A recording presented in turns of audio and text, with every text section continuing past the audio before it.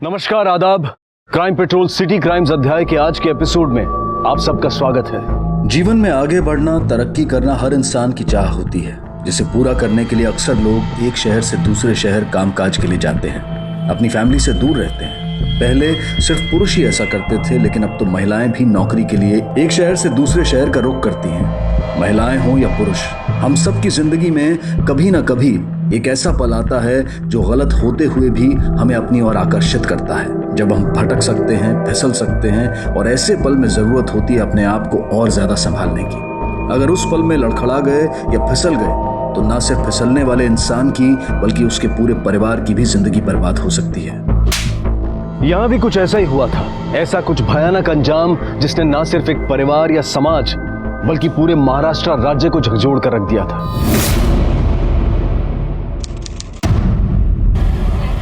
परी, होमवर्क केलंयस ना? काय? Very good.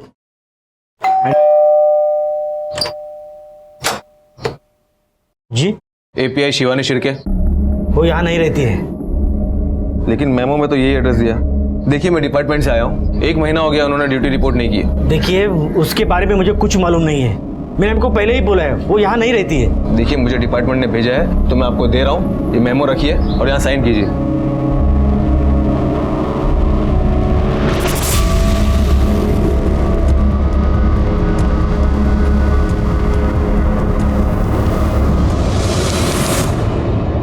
ये नंबर आपके फोन में से डिलीट कीजिए मैडम, मुझे कोई लोन वगैरह नहीं चाहिए, ठीक है? हाँ, तर तुम्ही सांगत होता की तुमची बहीण मिसिंग है 2 महीने से। हाँ सर, एक्चुअली ताई का एग्जैक्ट 2 महीने पहले करीबन 4 मार्च को मैसेज आया था।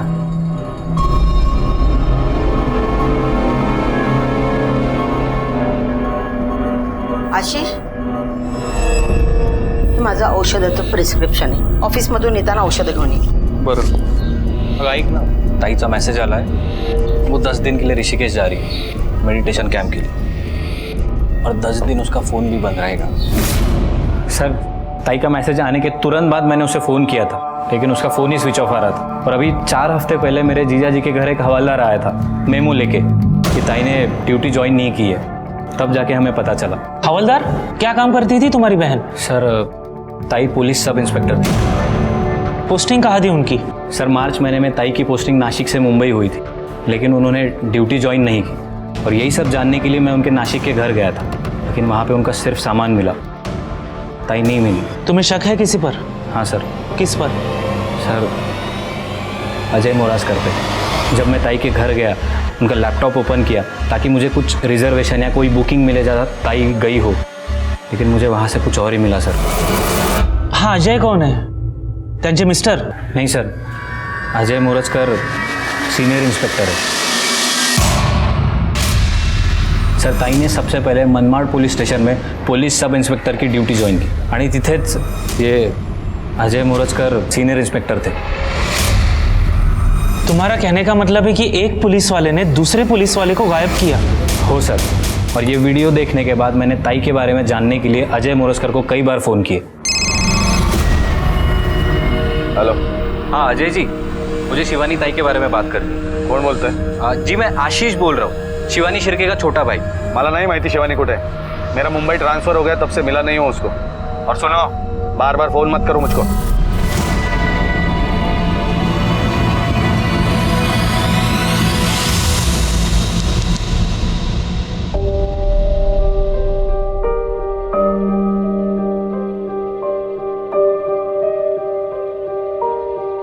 सर कहाँ? गावड़े, कोर्ट जाओगे तो ये फाइल साथ में लेके जाना। Yes sir. Good morning sir. Good morning. मैं assistant sub inspector Shivani Shirke.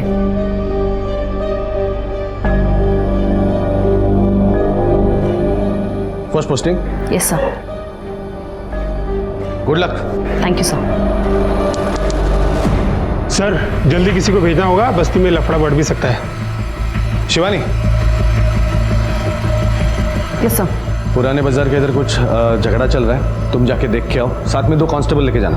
अब सर, मैं अभी गर्ल्स कॉलेज की इंक्वायरी से आई हूँ, तो क्या आप किसी और अभी को जाना होगा, औरतों का लफड़ा है। हाँ, जाओ जाके देखो। Okay sir. अरे वो लेडी इंस्पेक्टर कहाँ पे? खुद को साइंस समझते क्या वो? हाँ, किधर है? तेरी हिम्मत कैसे उसे टच करने की? तुझे पता है वो कौन है? मेरी साली है साली, और मैं कौन हूं पता है? चल चल चल उसे बाहर निकल, चल। अबे देखती क्या है? मैं बोला तुझे बाहर निकल उसे। अरे निकल ना। ये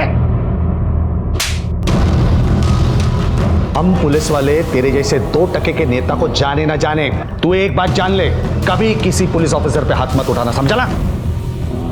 हवलदार, on duty lady police officer पे हाथ डालने के लिए इसको अंदर डाल। तेरी नेतागिरी उतारता हूं मैं आज। चल गाड़ी होने ला।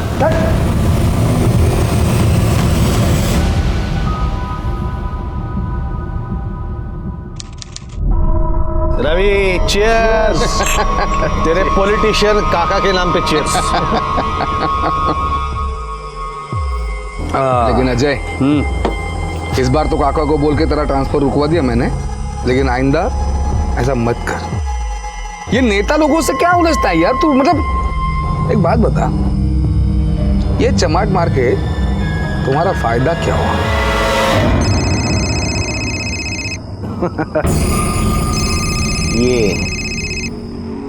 ये फायदा हुआ है। हाँ, फिदा हो गई है मुझ पे। हाँ शिवानी, नहीं नहीं कुछ नहीं, बियर पी रहा हूं, वो भी अकेले। नहीं नहीं, हाँ तुम बोलो। हाँ कल मिलते हैं डिनर पे तुम्हारे घर। Beer and dinner fix. Bye. ना यार तू मतलब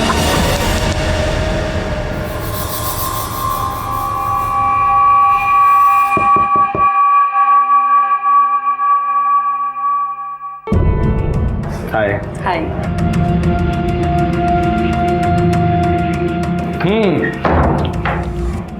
बियर दो यहाँ पे रख दो फ्रिज में। बिया? बट मैंने आज तक पी नहीं है। लेट्स मी।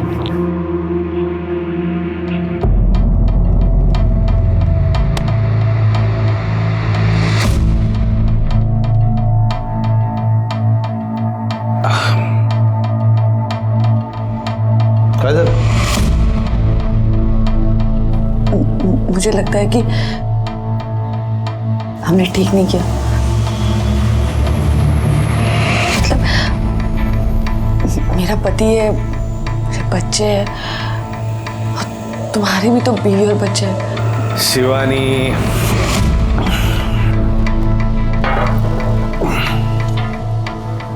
गलत किया है ऐसे सोचोगी तो गलत ही लगेगा।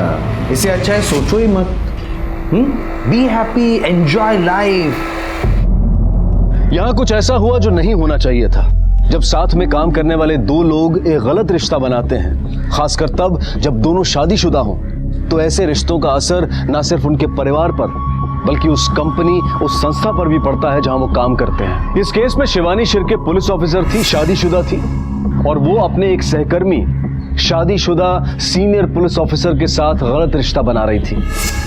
इस केस में जो हुआ वो लगभग 2 सालों तक अखबार की सुर्खियां बना रहा, लेकिन पूरे महाराष्ट्र पुलिस के लिए ये एक दाग की वजह बन गया, जिस दाग को मिटाना बहुत जरूरी था। लेकिन क्या ऐसा हो पाएगा? सर, अरे तुम्हाला मागच्या वेळी सांगितलं ना, तुम्हाऱ्या ताई के बारे में कुछ भी पता चलेगा तो तुम्हें इन्फॉर्म करेंगे।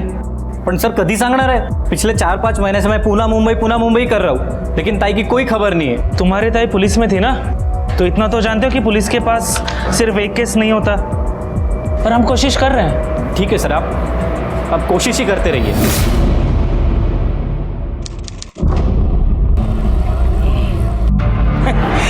अब तक आम आदमी गुम होने की खबर आती थी, अब तो पुलिस वाले भी गुम होने लगे। अरे पुलिस वाले गुम हुए ना, तो पुलिस वाले ढूंढ लेंगे। भैया 6 महीने से पुलिस ढूंढ रही है इसे। अब इसका भाई भी दिन रात एक करके ढूंढ रहा है। देखो। अरे वाह परी, कशी आहेस बेटा? ठीक. बोल, काय म्हणतेस? मामा, जो लोग गुम हो जाते हैं उनको पुलिस ढूंढ निकालती है ना। और आई तो खुद पुलिस थी, पर फिर भी वो उन्हें ढूंढ क्यों नहीं पा रहे हैं? कोई बात नहीं बेटा, हम है ना, बाबा है, आजी है, तुम हो, हम सब मिलके तेरी आई को ढूंढ निकालेंगे। कब ढूंढोगे और आप ऐसा क्या करोगे? सगळ्यात पहिले तर तुम्हा सगळ्यांचे खूप खूप आभार की तुम्ही इथे आलात। और ये प्रेस कॉन्फ्रेंस रखने का हमारा एक ही मकसद है, मेरी ताई शिवानी शिर्के जो कि खुद असिस्टेंट पुलिस इंस्पेक्टर है और ठीक 4 मार्च 2015 को लापता हुई थी और हमने इसकी रिपोर्ट 6 जून 2015 को की थी पुलिस में। और इस बात को करीबन 8 महीने हो चुके हैं, लेकिन अब तक पुलिस का कोई भी जवाब नहीं आया। इन सारी चीज़ों को लेकर हम सारे वरिष्ठ नेताओं के पास, सारे वरिष्ठ अधिकारियों के पास जा चुके हैं, लेकिन मिला तो सिर्फ और सिर्फ आश्वासन। हाँ, हमने 16 अगस्त 2015 को वकील के कहने पे कोर्ट में पिटीशन फाइल की। कोर्ट ने पुलिस को आदेश दिया कि एक टीम बना के जांच की जाए और 1 महीने में कोर्ट में रिपोर्ट करें। और एग्जैक्टली 1 महीने बाद यानी 18 सितंबर को पुलिस टीम ने अपनी रिपोर्ट दर्ज कराई, लेकिन सुप्रीम कोर्ट ने उसको खारिज कर दिया क्योंकि उन्हें वो सेटिस्फैक्टरी नहीं लगी और आदेश दिए कि नई टीम बनाई जाए। और नई टीम की जिम्मेदारी सीनियर इंस्पेक्टर कीर्ति थॉमस को दी गई।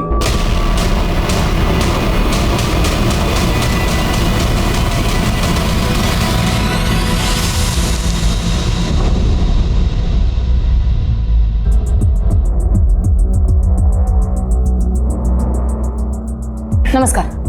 देखिए, बहुत वक्त हो चुका है, सो ऐसा शिवानी शिर्के के बारे में आपको जो भी पता है वो सब मुझे बता दीजिए। अब एक बात। हाँ, चाह गया ना? नहीं, एक चाह मला। Okay ma'am. शादी के 1 साल बाद हमें बच्ची हो गई और फिर शिवानी ने कहा कि मुझे घर बैठना नहीं, कुछ करना है। तो मैंने कहा ठीक है। तो उसके बाद उसने पुलिस का एग्ज़ाम दे दिया और पास हो गई। शिवानी असिस्टेंट सब इंस्पेक्टर बन गई थी। उसकी पहली पोस्टिंग मनमाड़ में हुई थी, घर से दूर, अकेली रहती थी वहाँ वो। हाँ, और वहीं पे उसकी मुलाकात इंस्पेक्टर अजय से हुई थी। वो वहाँ पे सीनियर इंस्पेक्टर थे। मैडम, वो बेकार आदमी था, सीनियर इंस्पेक्टर अजय मोरजकर। उसने ही मेरी वाइफ शिवानी को बहका होगा और प्यार के जाल में फंसा लिया। वो जब भी घर में आती थी ना तो फोन में ही लगी रहती थी।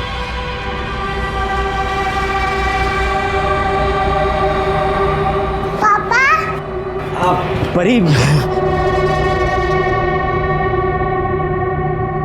शिवानी काय चाललंय? इतक्या दिवसांनी तू घरी आलीस, फिर भी दिन भर फोन पे? तर मग पुलिस की ड्यूटी है मेरी। छुट्टी पर भी अगर पुराने केस को लेकर फोन आता है तो बात करनी पड़ती है, समझ ला? मैडम, ये जब बार बार होने लगा तो मुझे शक हुआ और ये शक दूर करने के लिए मैंने उसका फोन का बिल देखा। नहीं शिवानी, नहीं पकड़ो इसको। नहीं शिवानी, ये क्या है?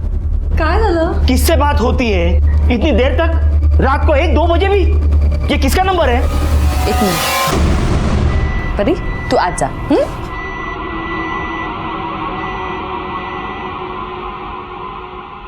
किती वेळा सांगितलं तुम्हाला, परी के सामने मुझसे चिल्ला के बात मत किया करो। शिवानी, बात बदलो मत। ये किसका नंबर है? कौन सा नंबर? ये अजय सर का नंबर है, मेरे सीनियर है और काम के सिलसिले में बात होती है हमारी। तुम बेकार में शक मत किया करो। मैडम, उसके बाद शिवानी कह तो रही थी कि बेकार का शक कर रहे हो, पर मुझे लग रहा था कि कुछ तो गलत हो रहा है और सच पता करने के लिए मैं मनमाड़ चला गया।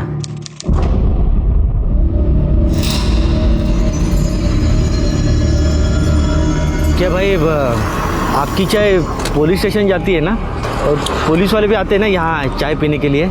देखो साहब, अब चाय को घुमाने से एकदम कड़क चाय बनती है, आप बात को घुमाने से कुछ नहीं बनता। आप सीधे पॉइंट की बात करो ना। नहीं, वो सीनियर इंस्पेक्टर अजय मोरजकर और सब इंस्पेक्टर शिवानी शिर्के, उन दोनों में कुछ चल रहा है क्या? भाई, आप हो कौन? पुलिस वालों की जांच कर रहे हो? प्रेस वाले हो क्या? नहीं, मैं ऐसे ही पूछा। बोलून पाहिजे नाही, ती येणार होती तर काय? ए, चहा दे रे तो।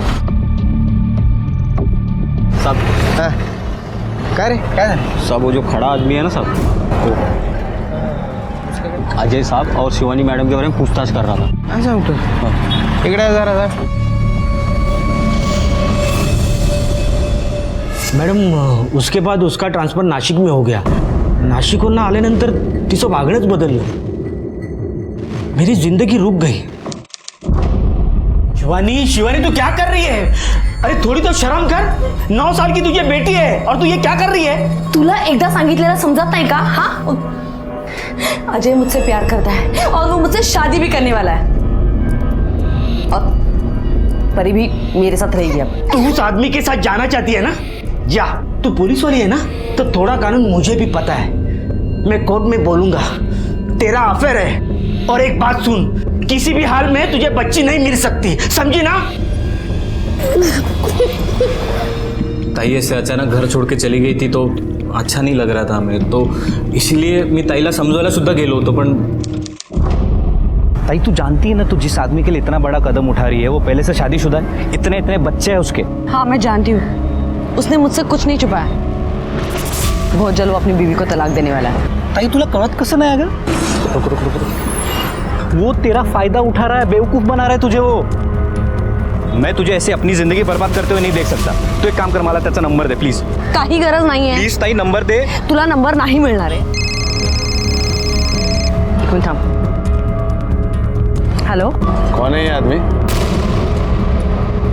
वो मेरे भाई आया तो उससे बात कर रही थी. मैं आपको फ़ोन करती हूँ बाद में. मैडम उस अजय ने मेरी ताई को पूरी तरह जाल में फंसा लिया था. उसे कुछ नहीं दिखाई दे रहा था. उसको खुद समझ नहीं आ रहा था कि वो इंसान उसको बर्बाद कर देगा. अरे अरे, अभी आपने ही बोला आपकी ताई अपनी मर्जी से उनका घर छोड़कर चली गई थी, बरोबर? तो उसके लिए आप सीनियर इंस्पेक्टर अजय को दोषी नहीं ठहरा सकते. मैडम 6 महीने से ज्यादा हो गए थे शिवानी को घर छोड़ के, और अजय ने उसके साथ शादी भी नहीं की थी. और मैं अपने बेटी के लिए सब भुलाकर उसको अपनाने के लिए भी तैयार था. और अजय से बात करने के लिए मनमाड़ पुलिस स्टेशन चला गया.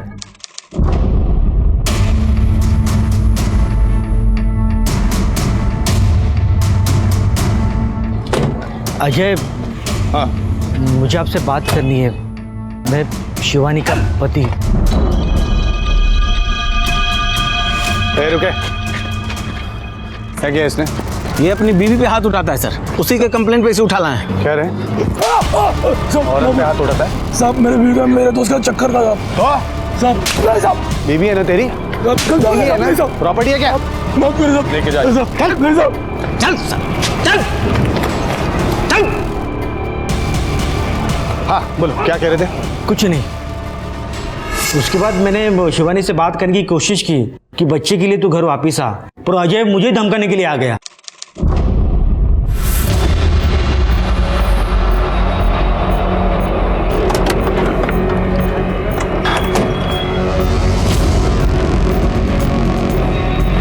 शाणे, डर मत. तू लायक नहीं है शिवानी के, इसीलिए खुश नहीं है तेरे साथ. क्यों बच्ची को बीच में लाके उसको टेंशन दे रहा है रे? बच्ची चाहिए ना तुझको, तू रख बच्ची. शिवानी मेरे पास रहेगी, समझ गया ना? नहीं तो तुझे गायब करने के लिए मुझे टाइम नहीं लगेगा. तेरी लाश भी नहीं मिलेगी. उन्होंने आपको धमकी दी और आपने पुलिस में रिपोर्ट नहीं लिखवाई? मैडम मैं डर गया था. अच्छा, आपने बोला आपकी दीदी ने आपको टेक्स्ट किया था, तो लास्ट मैसेज है आपके पास? हाँ मैम, ये देखिए मैम, ताई का 6 मार्च 2015 को लास्ट मैसेज आया था. और मैम ये पेनड्राइव में एक वीडियो है ताई का, और इसमें जो घर है ना मैम, वो ताई का ही घर है, नासिक का. तब वहाँ ही पोस्टिंग थी उनकी. ये तो स्पाई कैमरा का फुटेज लग रहा है. एनी आइडिया शिवानी ने घर पर कैमरा क्यों लगा? नहीं मैम, इस बारे में कुछ बात नहीं हुई हमारी कभी, लेकिन मैम उसमें साफ साफ नजर आ रहा है कि वो ताई के साथ मारपीट कर रहा है. आपका बयान सुनकर और ये फुटेज देखने के बाद तो ऐसे ही लगता है कि शिवानी के गायब होने में अजय का हाथ है. हो सकता है कि आपसे, आपकी बेटी से दूर रखने के लिए अजय ने उसे कहीं छुपाया होगा. परत लाना फुटेज. शिवानी के घर वालों ने आपके खिलाफ बयान दिया है. ये वीडियो फुटेज भी उन्होंने ही मुझे दी. उनका कहना है कि आपने शिवानी को कहीं छुपा के रखा है. आपको लगता है मेरे जैसा सीनियर पुलिस इंस्पेक्टर ऐसा क्राइम करेगा? लेकिन आपका शिवानी के साथ अफेयर तो था ना? हाँ था. मैं ना नहीं बोल रहा हूँ. और वो भी पोस्टिंग के कारण। वो भी घर से दूर, मैं भी घर से दूर, हो जाता है, लेकिन उसके गायब होने का मुझसे कोई कनेक्शन नहीं है। लेकिन आपने शिवानी के पति को धमकी दी थी गायब करने की, दी थी ना? हाँ दी थी, क्योंकि शिवानी के साथ मारपीट करता था। शिवानी बिल्कुल खुश नहीं थी उसके साथ। सर लेकिन मारपीट करते हुए तो आप नजर आ रहे इस वीडियो में। क्या मैडम, छोटी मोटी धक्का मुक्की को आप मारपीट का नाम दे रही हैं? देखिए देखिए देखिए, जब दो लोग रिश्ते में होते हैं ना, तो ऐसी छोटी मोटी बात हो जाती है। एक एपीआई 10 महीने से गायब है और आप एक सीनियर पीआई इस केस में प्राइम सस्पेक्ट है। ये कोई छोटी मोटी बात नहीं है ना। देखिए मैडम, आप शिवानी के फैमिली वालों की बातों में मत आइए। पूरी तरह से बेबुनियाद आरोप लगाए मुझ पर। And I kindly request you, आप जल्दी से जल्दी ये केस क्लोज कर दीजिए। आप भी सोचिए ना, बाहर कितनी बदनामी हो रही है ना पुलिस की। केस सॉल्व हो जाएगा तो बदनामी भी अपने आप दूर हो जाएगी। But I kindly request you, please cooperate. Of course I will. Anything else? आप जा सकते हैं। Thank you.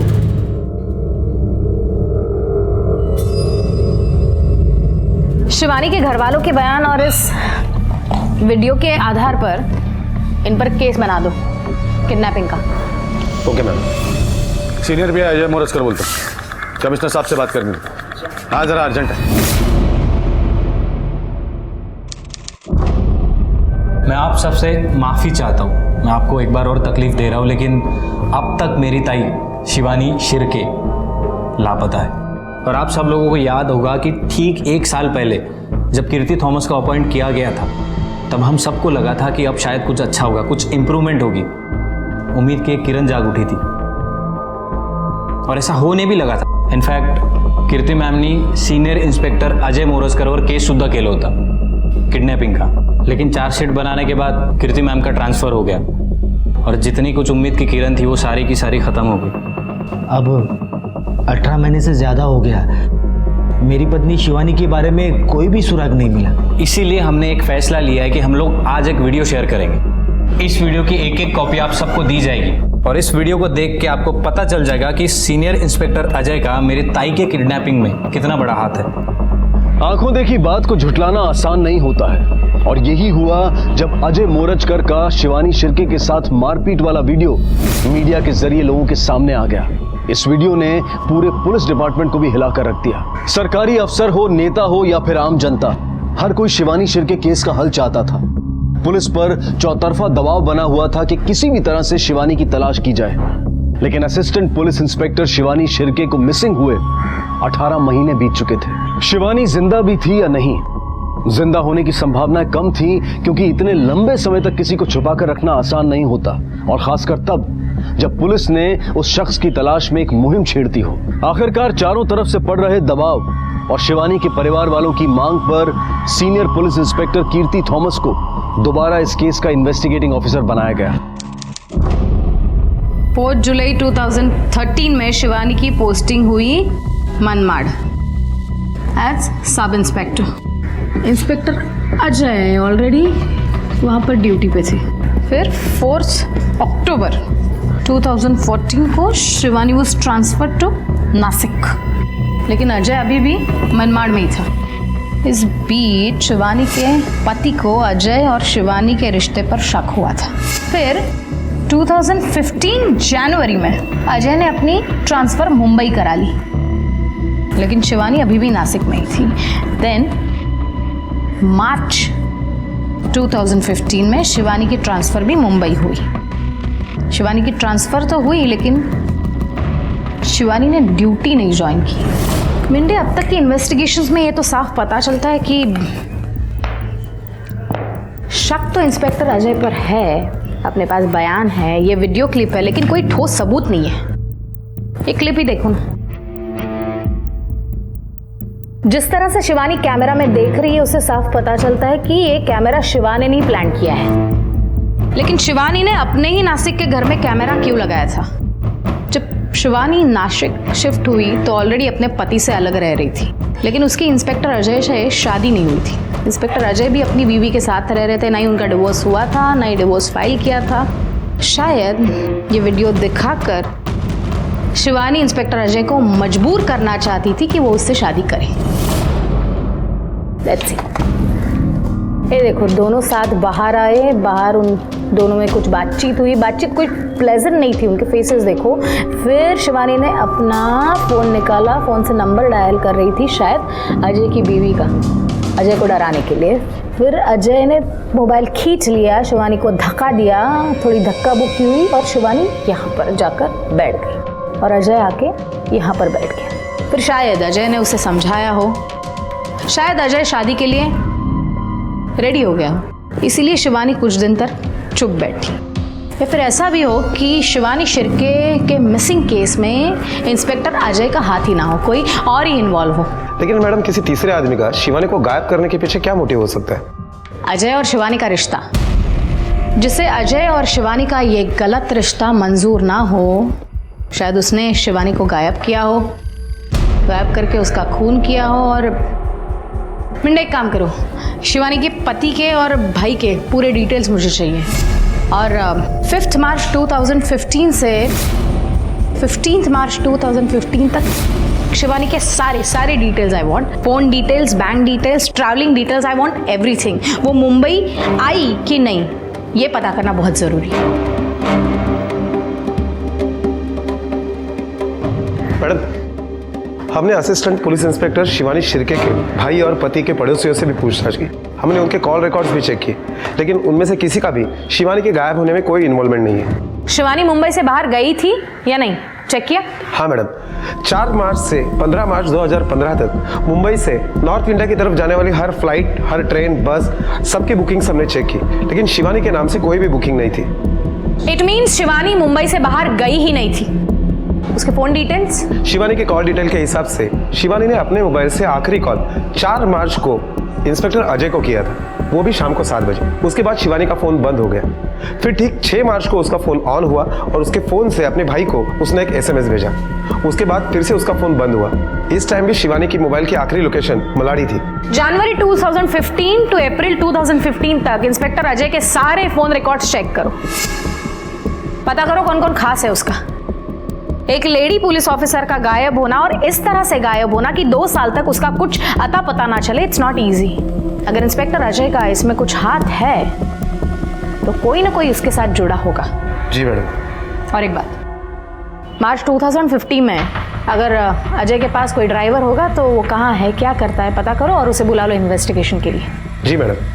मैडम, क्या हम पिछले 2 साल में आसपास के एरिया में जितनी भी 30 से 40 साल की उम्र की महिलाओं की लावारिस लाशें मिली है, उनके बारे में डिटेल पता करें? ऑफ कोर्स करो। मुझे भी ऐसे ही लगता है, अगर आज तक शिवानी का कुछ अता पता नहीं तो शायद उसका कत्ल कर दिया गया।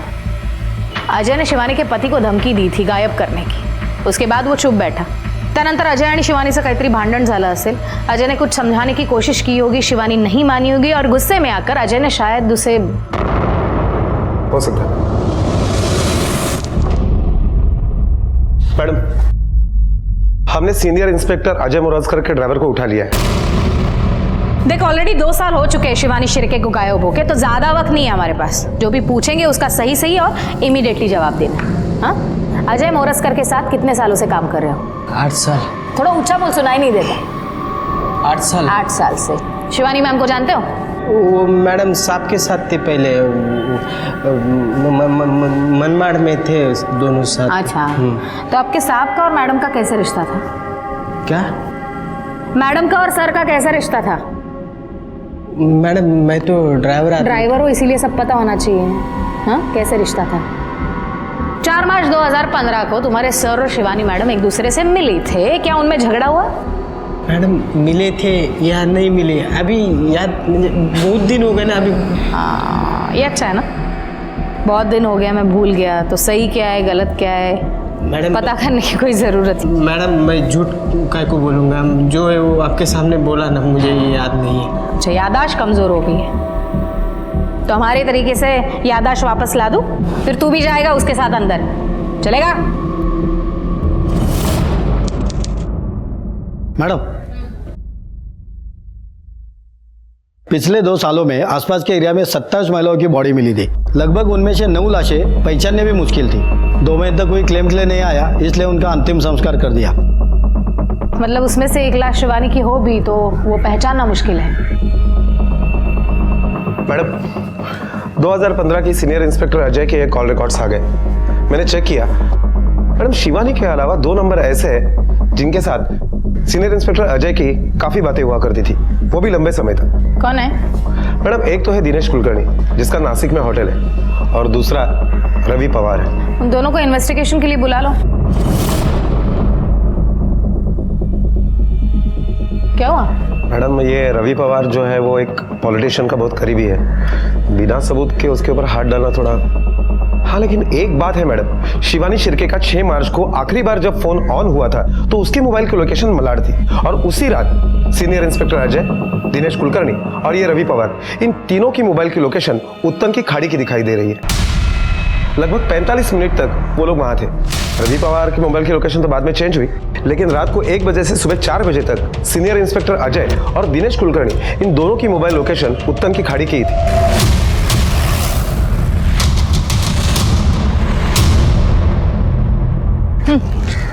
चला बोलो। हो दादा, इकडे ना। काय साहेब? या। भाऊ, हाँ कब से नाव चला रहे हो यहाँ पर? मैडम 6 साल से। 2 साल पहले 4 मार्च 2015 को रात को 1 बजे के आसपास कुछ लोग यहाँ पर आए थे, कुछ याद है? मैं तो 8 बजे घर पे चला जाता हूँ मैडम। अच्छा, मार्च 2015 में कोई लाश मिली थी यहाँ पे? लाश तो मिलती रहती है लेकिन पक्का नहीं बता सकता हूँ। हाँ लेकिन उस वक्त एक पुलिस वाला 2-3 बार आया था, मैडम जैसा ही बड़ा ऑफिसर था। उन्होंने कहा था कि अगर कोई लाश मिल जाए तो मुझे फ़ोन करना। कुछ नंबर वगैरह दिया था? मैडम पुरानी बात है, एक पर्ची पे लिखा था, अभी पर्ची कहाँ पे याद नहीं आ रही। कुछ पहचान पाओगे उसे? वैसे तो याद नहीं है लेकिन लंबा चौड़ा था, रुबाबदार होता। मैडम एवढंच आठवतं। 4 मार्च को शिवानी और अजय की एक दूसरे से बात हुई थी। उनके फोन रिकॉर्ड से ये डेफिनेटली पता चलता है, और उस दिन वो मिले भी थे। उसके बाद शिवानी का फोन बंद हो गया। 6 मार्च को वो फोन ऑन हुआ और उससे शिवानी के भाई को एक मैसेज भेजा गया कि मैं हरिद्वार मेडिटेशन के लिए जा रही थी। उसके बाद उसका फोन बंद हुआ, जो आज तक चालू ही नहीं हुआ। 6 तारीख रात से 7 तारीख सुबह तक सीनियर इंस्पेक्टर अजय और उसका वो दोस्त कुलकर्णी वो उत्तन बीच पर ही थे। और मैडम सीनियर इंस्पेक्टर अजय के कॉल रिकॉर्ड के हिसाब से 8 और 9 तारीख को हुई उनके मोबाइल का लोकेशन उत्तन बीच का ही दिखाई दे रहा है। सीनियर इंस्पेक्टर अजय यहाँ आए थे, उन्होंने उस बोट वाले से पूछताछ की लाश के बारे में। इसका मतलब शिवानी मर चुकी है और इंस्पेक्टर अजय का शायद उसके खून में इन्वॉल्वमेंट है। अजय ने उसको मारा और उसकी लाश को समुंदर में फेंक दिया।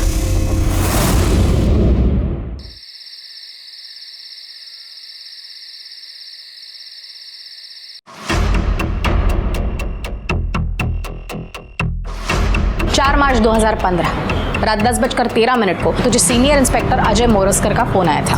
क्या मैडम आप भी 2015 की बातें 2017 में करके गड़े मुर्दे उखाड़ रही है? गड़े मुर्दे उखाड़ने ताकि जिंदा सच बोले। फोन आने के बाद तू डायरेक्टली अजय को नहीं मिला, तू अंबरनाथ गया, वहां पर कुछ टाइम स्पेंड किया और फिर आके अजय को मिला। हमें पता है अजय का फार्म हाउस अंबरनाथ में।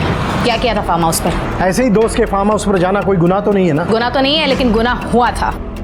अजय के ड्राइवर का कहना है कि उस दिन वहां पर क्राइम हुआ। 6 मार्च 2015 उत्तन की खाड़ी में शिवानी शिर्के की लाश को फेंका गया था। तब वहां पर तू, रवि और अजय मौजूद थे। 45 मिनट के बाद रवि तो वहां से निकल गया, लेकिन तू और अजय सुबह 4 बजे तक वहां पर थे, इंतजार कर रहे थे। मैडम आप क्या बोले जा रही हो, मुझे तो कुछ समझ नहीं आ रहा है। इस चीज का इंतजार कर रहे थे कि शिवानी की बॉडी वापस ऊपर ना आए। डर लग रहा था तुम लोगों को। 2 दिन बाद वापस अजय वहां पर गया पूछताछ करने के लिए बॉडी के बारे में, लेकिन तब कुछ पता नहीं चला। मैडम मैं सच बोल रहा हूँ, मैं इस सब में शामिल नहीं था। मैं तो बस वहाँ गया बाद में, लेकिन ताबत गया। और इसके दोस्त रवि के नाम पे भी वारंट निकालो। मैडम लेकिन मेरी बात तो सुनो मैडम।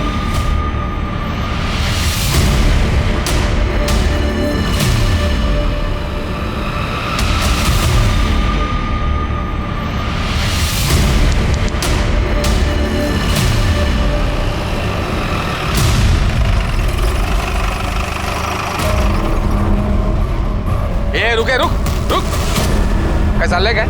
आज कशाला तुम्ही? आपको पता है मैं कौन हूं? एक फोन करूंगा ना सबकी वर्दी उतार दूंगा मैं। चलो निकलो बात, चलो। देखते हैं अब तेरी मदद कौन करता है। क्या लाल, छोड़ूंगा नहीं मैं। हमारे पास सारे सबूत हैं कि तुमने इंस्पेक्टर अजय को मदद की थी ऑफिसर शिवानी का खून करने में। तुमने, इंस्पेक्टर अजय ने, अजय के ड्राइवर ने और तुम्हारे दोस्त कुलकर्णी ने, चारों ने मिलकर शिवानी की लाश को ठिकाने लगाया। अभी तुम्हारे दोस्त कुलकर्णी ने और अजय के ड्राइवर ने ये बात कबूल कर ली। देखिए मैम, आप मुझे उलझाने की कोशिश मत करना। तुम्हारी सब तरकीबें जानता हूं मैं वही कहूंगा, मैंने कुछ नहीं किया, कुछ नहीं किया। शिवानी को गायब हुए ऑलरेडी 2 साल हो चुके हैं। अब ज्यादा वक्त बर्बाद नहीं करना चाहती। जो भी है मुझे सच सच बता दो।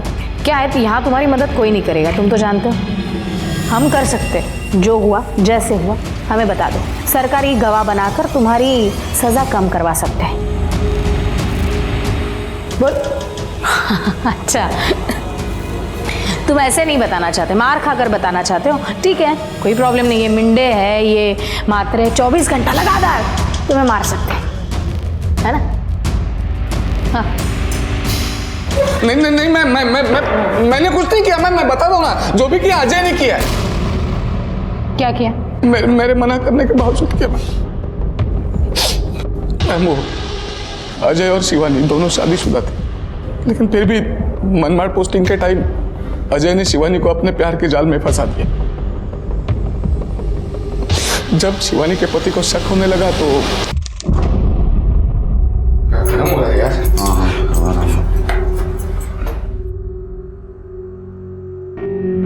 शिवानी प्लीज। शिवानी क्या हुआ? अजय, हमें ये सब रोक देना चाहिए। क्यों? डिपार्टमेंट में सब लोग हमारे बारे में बातें करने लगे और उधर मेरे पति को भी शक हो गया। एक काम करते हैं, मैं तेरा ट्रांसफर करवा देता हूं नासिक। रवि, पॉसिबल है ना? हाँ हो जाएगा ना, मैं बात करता हूँ, हो जाएगा, टेंशन मत लो। बस झंझट ही खत्म। फिर अजय ने शिवानी की ट्रांसफर नासिक में करवा दी, लेकिन इससे उसके पति का शक कम नहीं हुआ बल्कि बढ़ता गया और उन दोनों में झगड़े शुरू हो गए। तो एक काम कर, तू सब कुछ अपने पति को बता दे, हम लोग शादी कर लेते हैं। क्या? लेकिन उसके लिए तो डिवोर्स लेना पड़ेगा ना? हाँ तो ले लेना डिवोर्स। मैं भी अपनी पत्नी से डिवोर्स ले लेता हूँ, झंझट ही खत्म कर देते। मैडम, शिवानी अजय के लिए अपना सब कुछ छोड़कर आ गई और जब अजय ने उसे टालना शुरू किया तो शादी के लिए पीछे पड़ गई। अरे यार अजय, तुम शिवानी, तेरे मैं क्या बोलता हूँ, थोड़ा शांति से बात कर लेते हैं ना। शांति से? क्या शांति से रवि भाऊ? मैंने इनके लिए अपना घर परिवार सब कुछ छोड़ दिया और ये पिछले 3 महीने से हमारी शादी की बात टाल रहे हैं और अब तो कह रहे कि शादी ही नहीं करेंगे। तो क्या मुझे ऐसे ही रखेंगे? हाँ, तेरे से प्यार करता हूँ, इतना काफी नहीं है क्या? नहीं है काफी। और तुम ना मुझसे दूर जाने की कोशिश मत करो। मैं बता रही हूँ तुम्हें, मैं जानती हूँ कि तुमने मुंबई ट्रांसफर क्यों लिया है, इसलिए ना ताकि मैं तुम्हारा पीछा ना कर सकूं। हाँ, लेकिन मेरी एक बात कान खोल के सुन लो, मैं तुम्हारा पीछा कभी नहीं छोड़ूंगी, कभी नहीं। तो शिवानी ने अजय का पीछा ही नहीं छोड़ा, उसने भी मुंबई ट्रांसफर ले ली। जी, और फिर 4 मार्च को अजय का फोन आया मुझे।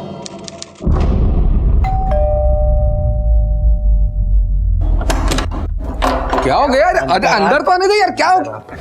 मैम, मर्डर में मैं इन्वॉल्व नहीं था। मैंने लाश ठिकाने लगाने में अजय की मदद की, लेकिन बाकी मेरा इन्वॉल्वमेंट नहीं था। लाश के टुकड़े करने के बाद क्या किया? वुड कटर लाने में, लाश के टुकड़े करने में बहुत समय निकल गया। जगत को भेजकर लोहे के ट्रंक मंगवाए, लाश के टुकड़े उसमें भरे और वो 6 तारीख को हमने वो ट्रंक उत्तन के खाड़ी में फेंक दिया।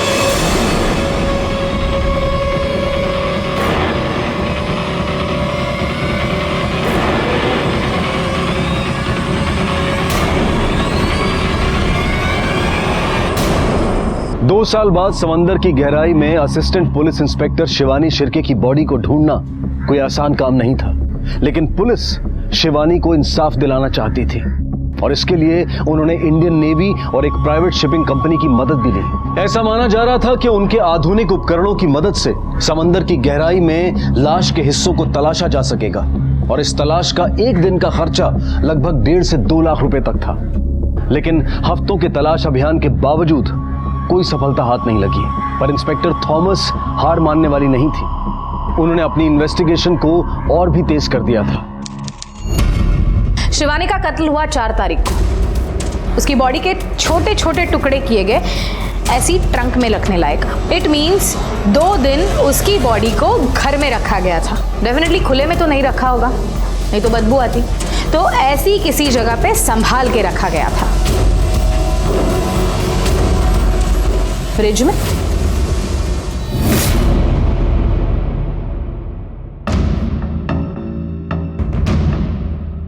मैडम,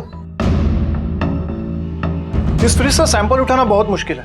2 साल बीत चुके हैं तो कुछ भी नहीं है। एक काम करना, फ्रिज को ही लेकर चलना, लैब में जाकर चेक करेंगे। बाथरूम को धुलाना आसान है, लेकिन फ्रिज को इस तरह से खोल कर धोना बहुत मुश्किल है। 2 साल पहले अगर शिवानी शिर्के के बॉडी के टुकड़े करके इस फ्रिज में रखे गए, ब्लड स्टेन्स तो जरूर मिलेंगे। Yes madam. 2 साल पहले एपीआई शिवानी शिर्के की बॉडी को समुद्र में फेंका गया था, जो आज तक नहीं मिली। अगर सीनियर इंस्पेक्टर अजय पे हमें पक्का केस बनाना है तो हमारे पास ठोस सबूत चाहिए।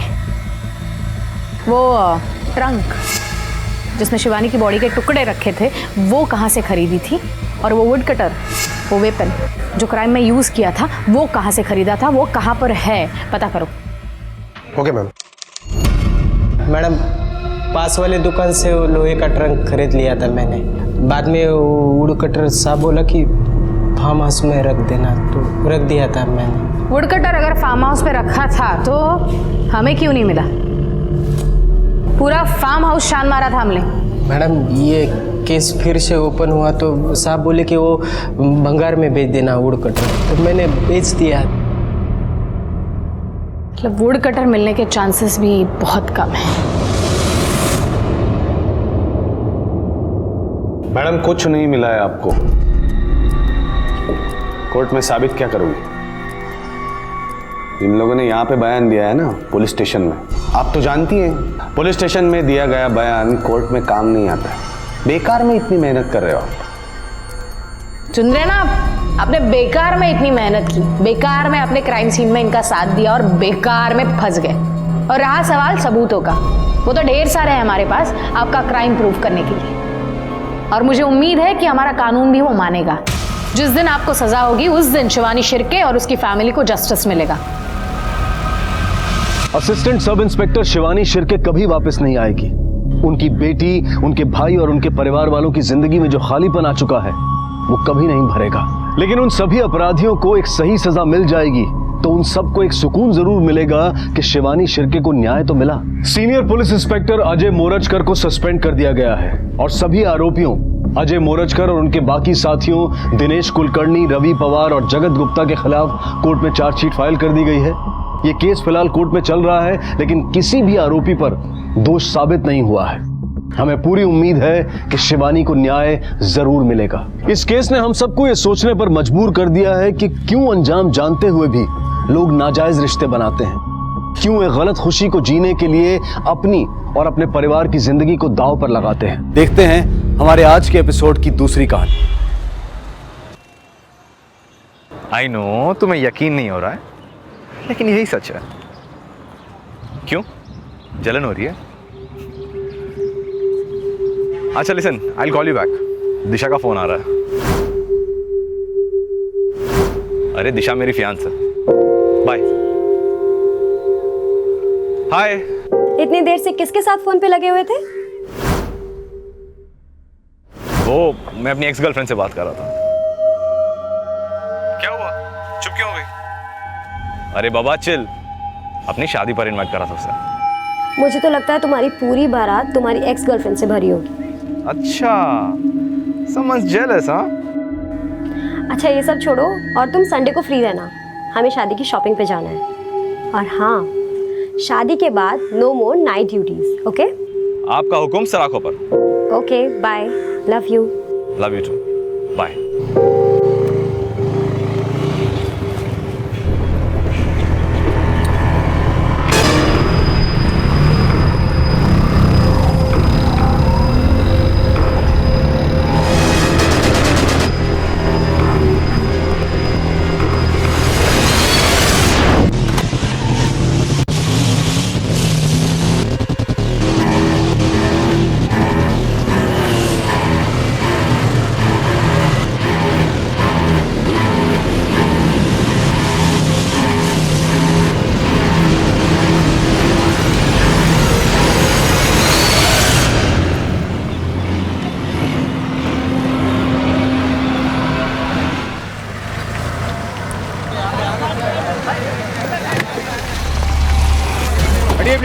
हटिए प्लीज, हटिए हटिए हटिए, उठाओ।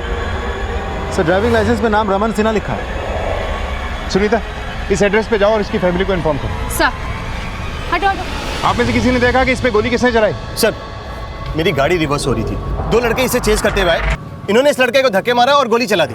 दोनों ने हेलमेट पहन रखी थी और उसकी बाइक लेके भी भाग गए। किस डायरेक्शन में गए थे? इस डायरेक्शन में। अबे यस सर। आगे जो चेक पोस्ट है उन्हें इस बाइक के बारे में इन्फॉर्म करो। Okay sir. विनय साहब, इस रोड के दोनों एंड्स पे देखो, कहीं सीसीटीवी कैमरा है क्या? शायद वो शूटर्स कहीं कैप्चर हुए हैं। साहब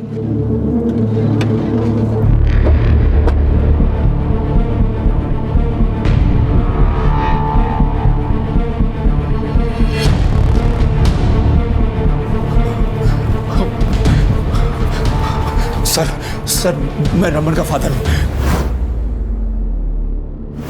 रमन कैसा है? आई एम सॉरी सर, यहाँ लाने से पहले ही वो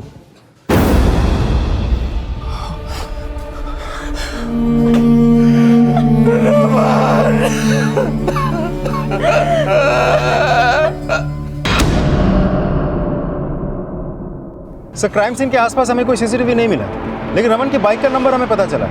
जिस डायरेक्शन में वो किलर्स रमन की बाइक लेके भागे हैं, उस एरिया के पुलिस टीम को हमने रमन की बाइक का नंबर भेज दिया है। जैसे कोई अपडेट मिले मुझे इन्फॉर्म करो। सर। सिन्हा जी, मैं समझ सकता हूँ इस वक्त आप बहुत बुरे समय से गुजर रहे हैं, लेकिन इससे पहले कि आपके बेटे के कातिल अंडरग्राउंड हो जाएं, मेरा आपसे बात करना बहुत ज़रूरी है। क्या आपको किसी पे शक है जिसने आपके बेटे का कत्ल करवाया या किया? उसका कोई दोस्त या कोई दुश्मन? सर मेरे बेटे की किसी से क्या दुश्मनी हो सकती थी? वो तो बहुत ही खुशमिजाज नेचर का लड़का था। मेरी बीवी के गुजर जाने के बाद मेरा एकमात्र सहारा वही था। अगले महीने उसकी शादी होने वाली थी सर, दिशा से। बहुत खुश था सर वो। जिस किसी ने भी उसके साथ ये किया है उसको छोड़िएगा मत सर, उसे फांसी होनी चाहिए, फांसी। जी हम पता लगाते हैं कि रमन का मर्डर किसने किया है, लेकिन क्या आप हमें बता सकते हैं कि रमन आज सुबह कहाँ के लिए निकला था? सर वो ब्लू सीजन्स होटल में लॉबी मैनेजर था। कल रात उसकी नाइट ड्यूटी थी। मुझे लगा रोज की तरह काम खत्म करके घर लौट आएगा, लेकिन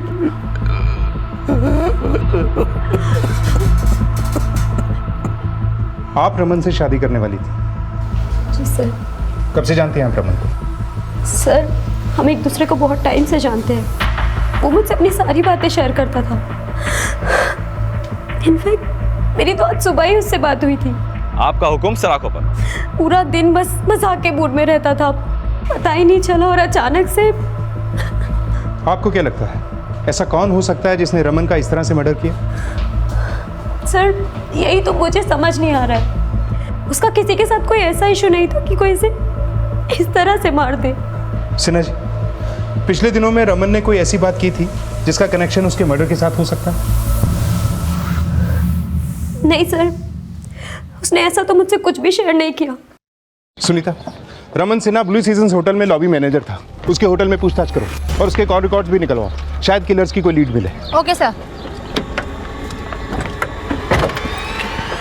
रमन के पिता नीरज सिन्हा और रमन की मंगेतर दिशा से पुलिस को ऐसा कोई क्लू नहीं मिला जिससे यह पता चल सके कि रमन की हत्या के पीछे किसका हाथ है और क्या मकसद हो सकता है। पर रमन को मारने वाले शूटर्स क्या कॉन्ट्रैक्ट किलर्स थे या फिर रमन के ऐसे दुश्मन जिन्हें रमन जानता था? उस होटल में भी पूछताछ कर रही थी जहां रमन सिन्हा लॉबी मैनेजर था और जल्द ही रमन के कॉल रिकॉर्ड्स भी सामने आए। सर रमन का कॉल रिकॉर्ड, उसके नंबर पे लास्ट कॉल दिशा अवस्थी नहीं की थी। इतनी देर से किसके साथ फोन पे लगे हुए थे? दिशा ने बताया था कि रमन से उसकी बातचीत शादी की शॉपिंग को लेकर हुई थी। दिशा का बैकग्राउंड चेक करो, देखो कि वो इस शादी से खुश थी या कहानी कुछ और है। और विनय, ऐसा भी तो हो सकता है दिशा या रमन दोनों की लाइफ में कोई ऐसा हो जो इस शादी से नाखुश हो। सर दिशा को फोन करने से पहले रमन ने किसी श्रुति खन्ना नाम की लड़की से भी फोन पे बात की थी। क्यों? जलन हो रही है? अच्छा listen, I will call you back. Disha का फोन आ रहा है। सर ये श्रुति खन्ना उसी होटल के हाउसकीपिंग डिपार्टमेंट में काम करती है जहाँ रमन लॉबी मैनेजर था। मैंने दोनों के कोलीग से पूछताछ की तो पता चला कि दोनों के बीच अफेयर चल रहा था। करीब 6 महीने पहले श्रुति ने किसी सिद्धार्थ खन्ना से शादी कर ली थी।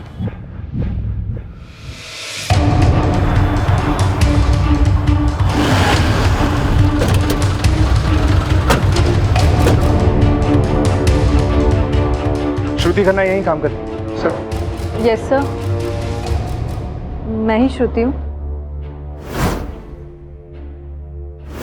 रमन के मर्डर से पहले आपकी उससे फोन पे बात हुई थी? हाँ सर, वो मुझे शादी के लिए इनवाइट कर रहा था। रमन तो आपके साथ यहीं काम करता था, फिर वो आपको फोन पे इनवाइट क्यों कर रहा था?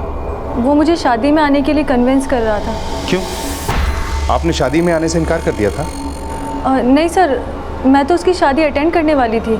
लेकिन अब तो उसकी शादी कभी नहीं होगी। और हाँ, हमें पता चला है कि आपका और रमन का भी अफेयर था, लेकिन आपने कहीं और शादी कर ली और अब रमन कहीं और शादी करने वाला था। हाँ सर, हमारा अफेयर था, पर हम कभी भी शादी नहीं करना चाहते थे। We felt we were better off as friends. क्या तुम्हारे हस्बैंड रमन को जानता था? I mean, was he comfortable with all this?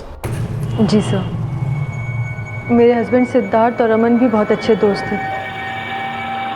कितने साल से जानती हो आप रमन को? करीब 2 साल से, जब मैंने ये होटल ज्वाइन किया था। So guys, Shruti is now part of our team. Everybody, give her a warm welcome. Sir, वो खुश रहने वाला बहुत ही जिंदा दिल इंसान था। यहाँ सब उसके बिहेवियर से बहुत खुश थे। हमने उसके कॉल रिकॉर्ड चेक किया, आपके अलावा भी बहुत सारी लड़कियों के साथ बातचीत करता था। Yes sir, but he was a nice गाय।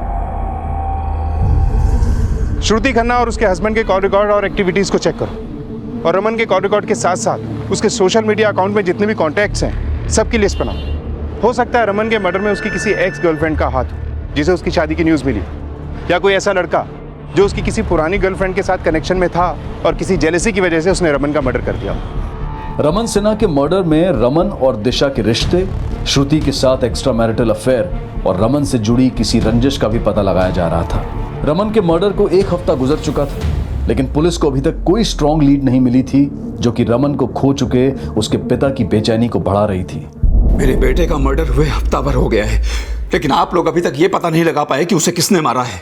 सिन्हा जी, हम अपनी तरफ से पूरी कोशिश कर रहे हैं। अरे क्या खाक कोशिश कर रहे हैं? मुझे मालूम है कि मेरे बेटे की मौत के पीछे किसी मोटी आसामी का हाथ है और आप लोग उसे बचा रहे हैं, पर मैं चुप रहने वाला नहीं हूं। मैं धरने पर बैठूंगा, सीएम से आप सबकी शिकायत करूंगा। रमन के पिता नीरज सिन्हा पुलिस की भूमिका पर सवाल उठा रहे थे, जिसके बाद मीडिया भी लखनऊ के लॉ एंड ऑर्डर पर सवाल करने लगी। रमन सिन्हा जैसे आम आदमी को दिन दहाड़े गोली मार दी जाती है और हमारी पुलिस कुछ नहीं कर पाती। क्या रमन सिन्हा जैसे कई और मारे जाएंगे तब पुलिस को होश आएगा?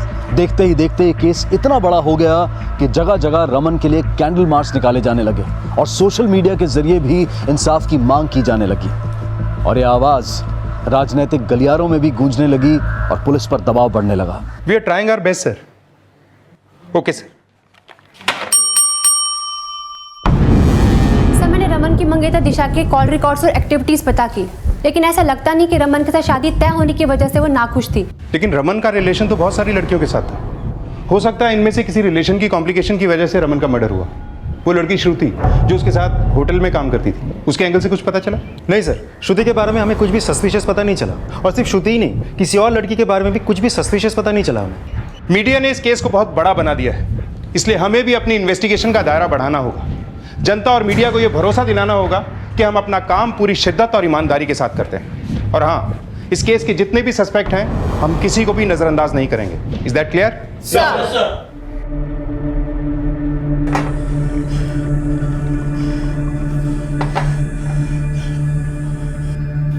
ठीक है पापा, शादी भी कर रहा हूं, लेकिन शादी के बाद क्या आप अपनी बहू के सामने ड्रिंक करेंगे?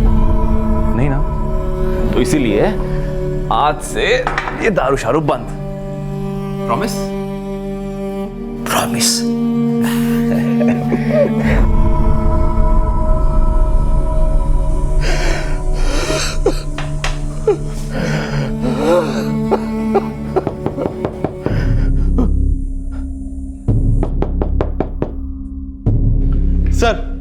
सर, रमन के फादर आए, आपसे मिलना चाहते हैं। बुलाओ। Okay sir. मुझे नहीं पता आप लोग किस तरह काम कर रहे हैं, लेकिन मिस्टर सिन्हा, हम पे भरोसा रखिए। अरे कैसे भरोसा रखें? पहले वो मेरे बेटे का मर्डर कर देता है, उसके बाद खुलेआम मुझे धमकी देता है। धमकी? किसने धमकी दी आपको?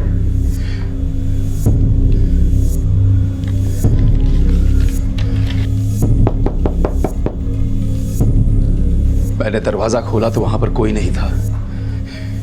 ये लेटर पड़ा हुआ मिला। नीरज सिन्हा, अपने बेटे का मर्डर केस वापस ले ले, वरना तेरा भी वही हश्र होगा जैसा तेरे बेटे का हुआ। इस पे तो कोई एड्रेस या पोस्ट ऑफिस की स्टैम्प भी नहीं है। जी, मैं जानना चाहता हूं कि कौन है जिसने मेरे बेटे का मर्डर किया और अब मुझे धमकी दे रहा है। सिन्हा जी, हम पे भरोसा रखिए, ये जो कोई भी है इस बार हमारे हाथ से बच नहीं पाएगा। इस लेटर पे जो हैंडराइटिंग है ये हमें उस आदमी का लीड दे सकती है। श्रुति का हस्बैंड, दिशा और रमन के सारे दोस्त, सबकी हैंडराइटिंग को इस लेटर की हैंडराइटिंग से टैली करो।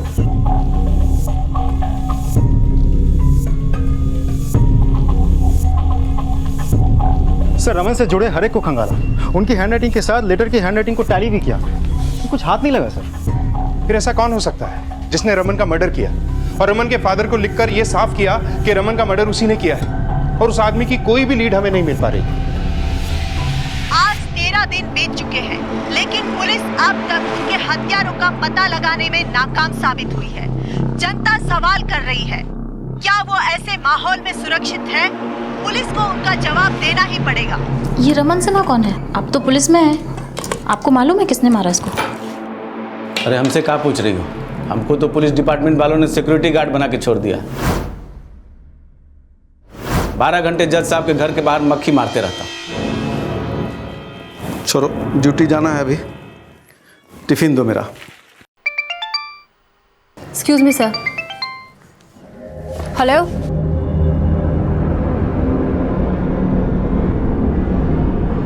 ठीक है, मैं आती हूँ।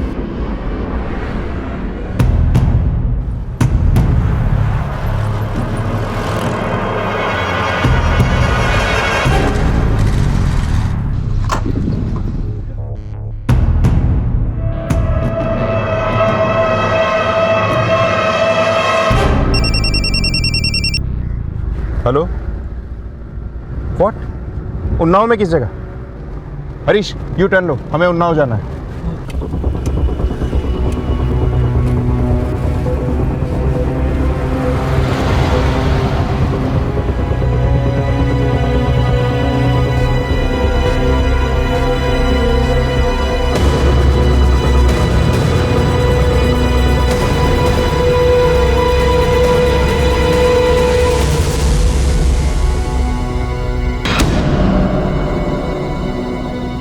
रमन सिन्हा की हत्या की जांच करने वाली सब इंस्पेक्टर सुनीता रानी की भी हत्या कर दी गई है। क्या सब इंस्पेक्टर सुनीता रानी को रमन केस के हत्यारों का कोई लीड मिला था जिसकी वजह से उनकी हत्या कर दी गई थी? सर सर सर सर एक सवाल, क्या सर सुनीता रानी की हत्या रमन केस के हत्यारों ने की थी? देखिए, फिलहाल हम कुछ नहीं कह सकते, हम हर एंगल से जांच करेंगे। पहले रमन सिन्हा की दिन दहाड़े हत्या और अब रमन सिन्हा मर्डर केस की इन्वेस्टिगेशन टीम की लेडी सब इंस्पेक्टर सुनीता रानी का मर्डर। लेकिन सब इंस्पेक्टर सुनीता रानी की हत्या क्या रमन सिन्हा के कातिलों द्वारा पुलिस को दी गई कोई चेतावनी थी या फिर इसके पीछे कोई और ही बड़ा मकसद था? पुलिस इन सवालों का जवाब पता लगा ही रही थी कि इसी बीच पुरानी दिल्ली में एक ऐसा धमाका हुआ जिसमें एक बड़ा नरसंहार हुआ। सरफराज अली को इस विस्फोट की जांच सौंपी गई। सरफराज अली अब एक ऐसे मिशन में उतरने वाले थे जिसमें आगे चलकर कई और चौंका देने वाले अपराधों का खुलासा होने वाला था। इस ब्लास्ट में 26 लोगों की जानें गई हैं और 267 लोग घायल हुए हैं। इस ब्लास्ट से जुड़ी सारी टेक्निकल डिटेल्स इस फाइल में मौजूद हैं। And I know that you are one of the best officers that we have and I want you to crack this blast case as soon as possible. I will do my best sir. जिन लोगों ने ये blast किए और करवाए हैं वो बहुत जल्द हमारी गिरफ्त में होंगे। I wish you luck, all the best. Sunita के मर्डर के एक दिन पहले उसे उन्नाव के एक पीसीओ से एक के बाद एक 2 कॉल आए थे। तुम जानते हो कि सुनीता को ये 2 कॉल किसने किए थे? हाँ सर, मैंने सुनीता मैडम को फ़ोन पे बात करते हुए सुना था। मुझे लगता है कॉल पे उन्हें कोई धमकियाँ दे रहा था। सर, इससे पहले कि सुनीता मैडम मुझे कुछ बताती, उन्हें दोबारा कॉल आया। इस बार फ़ोन पे उन्होंने कहा कि मैं आ रही हूँ और फिर वो चली गई। तुम्हें कुछ बताया सुनीता ने कि वो कहाँ जा रही है? नहीं सर, वो मुझे अपने साथ नहीं लेकर गई। वो बोल रही थी कि अबे तुम यही रुको, मैं अकेले निपटा के आती हूँ। और सुनीता ने मुझे भी रमन सिन्हा केस से रिलेटेड कोई अपडेट नहीं दी थी। क्या सुनीता वाकई रमन के केस से जुड़ा कोई राज जानती थी? अगर हाँ, तो ये थ्रेट कॉल उसी की वजह से आया।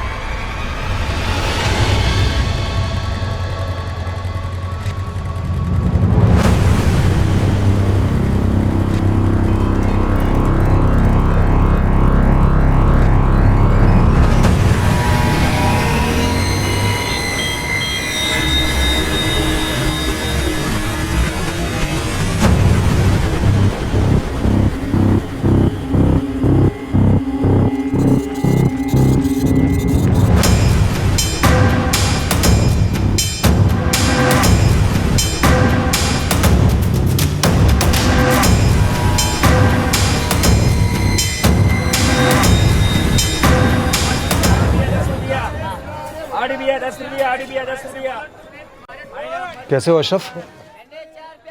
अस्सलाम वालेकुम भाईजान। वालेकुम अस्सलाम। बहुत दिनों बाद याद किया भाईजान। अरे इस बार तो सिर्फ याद ही नहीं किया है जनाब, तुम्हारा दीदार करने भी चले आए। ये जरा देखना, बकरा लखनऊ का है, कहाँ मिलेगा? भाईजान आपका बकरा तो नहीं देखा, लेकिन ये मोमिन का नंबर दे रहा हूँ। आपको जिस भी चीज़ की जानकारी चाहिए उसकी पूरी खबर है उसके पास, ठीक है? ये लीजिए आपकी दाल। शुक्रिया। उम्मीद है तुम्हारी इस दाल में लखनऊ के बकरे का दाल गोश्त मज़ेदार पकेगा।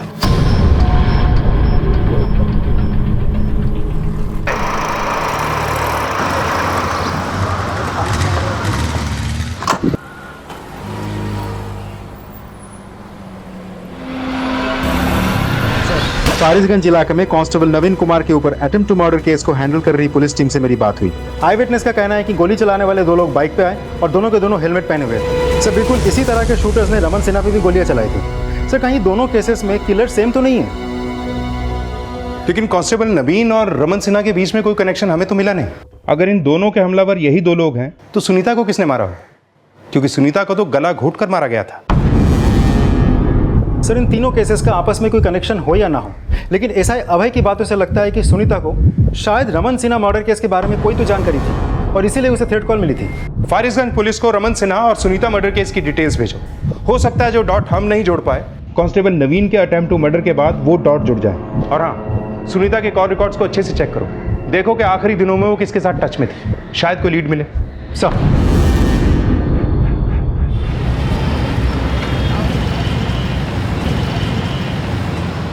सर शायद अपनी मंजिल लखनऊ में है, इसीलिए सोचा बीवी बच्चों को भी लखनऊ घुमा लाता हूँ। Wish you a happy trip Sarfaraz. Thank you sir. Sir मैंने सुनीता के कॉल रिकॉर्ड में से एक नंबर को आइडेंटिफाई किया है। ये नंबर उन्नाव के सब इंस्पेक्टर रंजीत मिश्रा का है। रंजीत मिश्रा का घर उन्नाव में ही है। सर सुनीता मैडम को कॉल आने से पहले वो बोल रही थी कि अगले दिन हमें उन्नाव जाना है। अबे हमें उन्नाव जाना है, उन्नाव निकलने की तैयारी करो। Okay ma'am. हेलो, शायद वो रमन सिन्हा के केस के सिलसिले में उन्नाव जाने वाली हूँ। सर कहीं ऐसा तो नहीं कि सुनीता रंजीत मिश्रा के साथ रमन सिन्हा मर्डर को लेकर कुछ बात करती थी? शायद रंजीत ने सुनीता को कुछ बताया हो। सब इंस्पेक्टर रंजीत मिश्रा को मुझसे बात करने के लिए बुलाओ। Okay sir. अच्छे से खाओ, बाद में आइसक्रीम भी खाना है। सुनिए, आपने इमरान की होने वाली बीवी की तस्वीर देखी? देखिए कितनी खूबसूरत है। वाकई खूबसूरत है। इमरान बहुत लकी है जो उसे ऐसी लड़की मिली। अच्छा सुनिए, हम इमरान की शादी के लिए गांव तो जा ही रहे हैं ना, तो शादी के बाद कुछ दिन वहीं पे रुक जाते हैं ना। बहुत साल हो गए हम गांव नहीं गए। आइडिया तो अच्छा है, लेकिन शादी के बाद मुझे इमीडिएटली यहाँ लखनऊ आना है किसी काम से। उसके बाद गांव चले जाएंगे, 2-3 दिन वहाँ पे छुट्टी मना लेंगे। आप तो जब देखो तब काम काम ही करते रहते हो। यहाँ पर भी आए तो यहाँ पर भी काम ही है।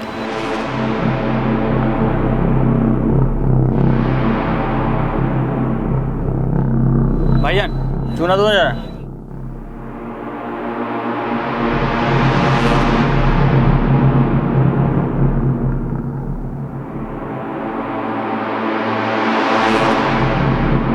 तुम लोग खाओ, मैं 2 मिनट में आता हूँ। अरे कहाँ जा रहे हैं? अभी आए। सुन, अभी आए।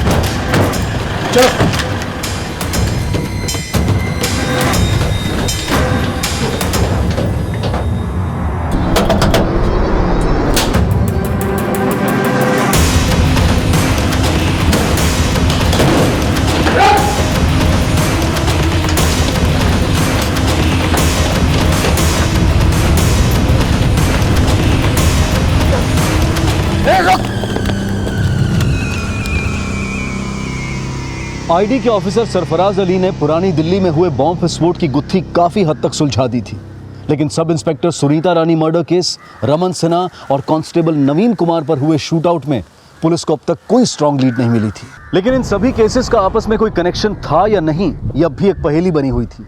और अब सब इंस्पेक्टर सुनीता रानी के कॉल रिकॉर्ड्स के बेसिस पर लखनऊ पुलिस ने उन्नाव पुलिस के सब इंस्पेक्टर रंजीत सिंह को पूछताछ के लिए बुलाया।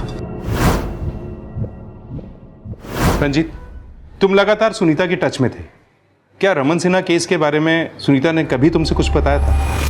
नहीं सर, सुनीता ने रमन सिन्हा केस के बारे में तो कभी कुछ भी डिस्कस नहीं किया। नहीं, वो तुम उसके साथ फ़ोन पे लगातार टच में थे ना? सर, मैं पहले लखनऊ थाने में था और तब सुनीता भी वहीं थी और वहीं से हमारी जान पहचान भी है, इसीलिए अक्सर फ़ोन पे बातें होती रहती थी।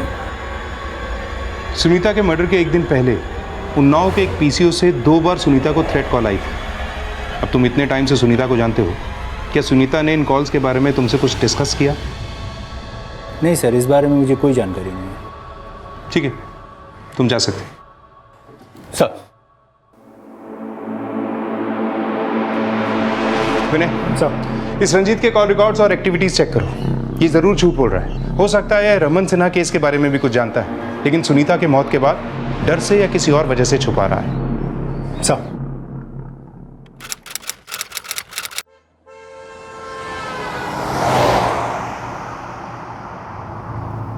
आपने नसरीन का लहंगा देखा था? कितना खूबसूरत था ना, पूरे 50,000 का था। यार, अब लहंगा 50,000 का हो या लाख रुपए का, लेकिन वहां सबसे ज्यादा खूबसूरत तो तुम ही लग रही थी। अच्छा। अरे बाबा, ये शॉर्टकट है ना, इसीलिए, वरना 15 किलोमीटर घूम के जाना पड़ता। बीच रास्ते में किसने पत्थर लगाया? देखता। अब आईडी के होनहार इन्वेस्टिगेटिव ऑफिसर सरफराज अली को दिन दहाड़े उनकी पत्नी समेत गोलियों से भून दिया गया, लेकिन उनको मारने आए शूटर्स का रमन सिन्हा और कांस्टेबल नवीन कुमार पर हुए हमले से क्या कोई कनेक्शन था? और सब इंस्पेक्टर सुनीता रानी क्या राज जानती थी? उसकी हत्या क्यों हुई, यह अब भी एक रहस्य बना हुआ था। अब सरफराज अली की हत्या के बाद आईडी तुरंत हरकत में आ गई और आईडी ऑफिसर निशान झा को इस केस की अगुवाई सौंपी गई।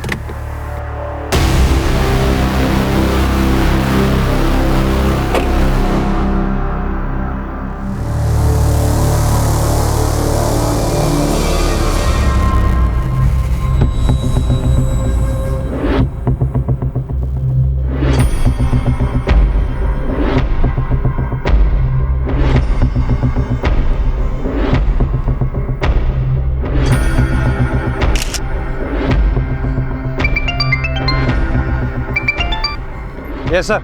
निशांत, मैंने दिल्ली ब्लास्ट के मेन एक्यूज मुराद से पूछताछ की है, लेकिन पूछताछ में उसने ऐसा कुछ भी नहीं उगला जिससे कि यह साबित हो कि सरफराज का मर्डर उसके असामाजिक ऑर्गेनाइजेशन ने किया है। लेकिन हाँ, ये हो सकता है कि सरफराज के मर्डर का प्लान उन लोगों ने मुराद की गिरफ्तारी के बाद बनाया हो। सर, सरफराज सर को मुराद की टिप दिल्ली के अशरफ और लखनऊ के इन्फॉर्मर्स ने दी थी।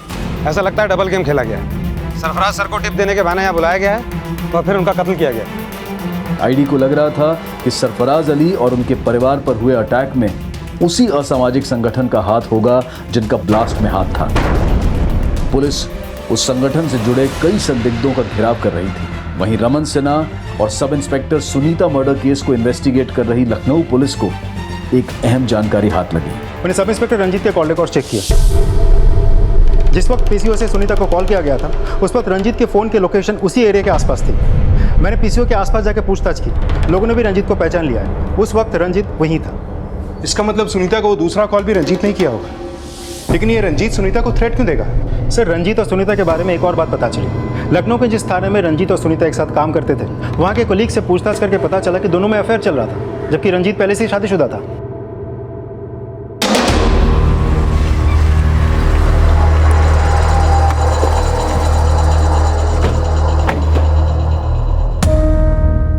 सरफराज आपके बेटे की शादी अटेंड करने आए थे, पर रात को रुके नहीं। क्यों? साहब, हमने उनको रोकने की बड़ी कोशिश की, पर वो हमारी बात को माने ही नहीं और तुरंत लखनऊ निकल लिए। जो इस शादी में शरीक हुआ था, मुझे सबके डिटेल्स चाहिए। वैसे ऐसा कोई जिस पर आपको शक हो, जिसने शादी में उनका पीछा किया हो? कोई भी? साहब, शादी में तो सभी घर वाले लोग ही थे और सभी उनकी बहुत इज्जत किया करते थे। मुझे शादी की वीडियो फुटेज देखनी है। जी साहब, बिल्कुल देखिए। पर साहब, एक बात है, उसका एक चचेरा भाई भी है और ज़मीन के सिलसिले को लेकर सरफराज के साथ उसका कोर्ट में केस भी चल रहा है। दोनों में आपस में किसी भी तरह की कोई बातचीत नहीं होती है। नाम क्या है उसका? जी, जुनैद।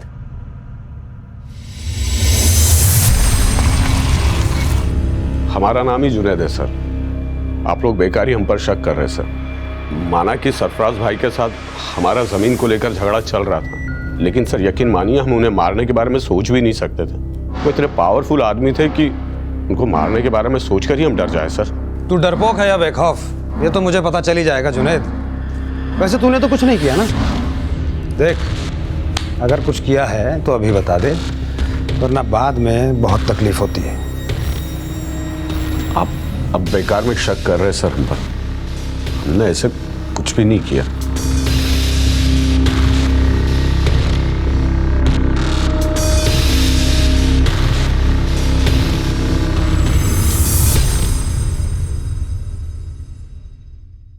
रंजीत, हमें शक ही नहीं बल्कि पूरा यकीन है कि सब इंस्पेक्टर सुनीता का मर्डर तुमने किया है। देखो, तुम खुद एक पुलिस वाले हो और अच्छी तरह से जानते हो कि सच उगलवाने के हमारे पास क्या क्या तरीके हैं, और मैं नहीं चाहता कि वो सारे तरीके मैं हाँ, मैंने सुनीता का मर्डर किया है। वो रोज़ाना मुझसे मिलने की कोशिश करती रहती थी, मुझसे कहती थी कि अपनी बीवी को डिवोर्स दे दो, मुझसे शादी कर लो। मैं नहीं करना चाहता था उससे शादी। मैंने उसे अवॉइड करने की भी बहुत कोशिश की, लेकिन वो हर रोज़ मुझसे मिलने की कोशिश करती रहती थी। सर, मैंने उसे रिक्वेस्ट की कि मुझे भूल जाए, लेकिन वो मेरी नहीं मानी। उसने मेरी वाइफ को हमारे रिलेशन के बारे में सब कुछ बता देने की धमकी दी। तभी मैंने फैसला किया, मैंने उसे पीसीओ बूथ से कॉल किया और बोला, अगर तुमने मेरी वाइफ को कुछ भी कहा ना सुनीता, तो अच्छा नहीं होगा। तुम मुझे धमका रहे हो?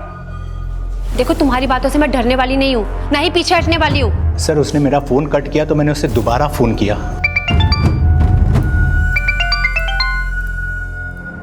हेलो। देखो सुनीता, मैं तुम्हें धमकी नहीं दे रहा हूँ। प्लीज़, क्या हम मिलकर फिर से बात कर सकते हैं? तुम यहाँ आ जाओ, उसके बाद मैं तुम्हें घर छोड़ दूंगा। ठीक है? ठीक है, मैं आती हूँ। सुनीता का मर्डर तुमने क्यों किया ये तो तुमने बता दिया। अब ये बताओ कि रमन सिन्हा को क्यों मारा? मैंने नहीं मारा रमन सिन्हा को। इनफैक्ट मैं तो उससे जानता भी नहीं। तो सुनीता क्या रमन सिन्हा के मर्डर के केस के बारे में तुमसे कुछ डिस्कस कर रही थी? नहीं सर, हमारी ऐसी कोई बात नहीं। अगर सुनीता और सब इंस्पेक्टर रंजीत में कुछ डिस्कस नहीं हुआ था तो एएसआई अभय को वो ऐसा क्यों कह रही थी? अबे, हमें उन्नाव जाना है, उन्नाव निकलने की तैयारी करो। Okay ma'am.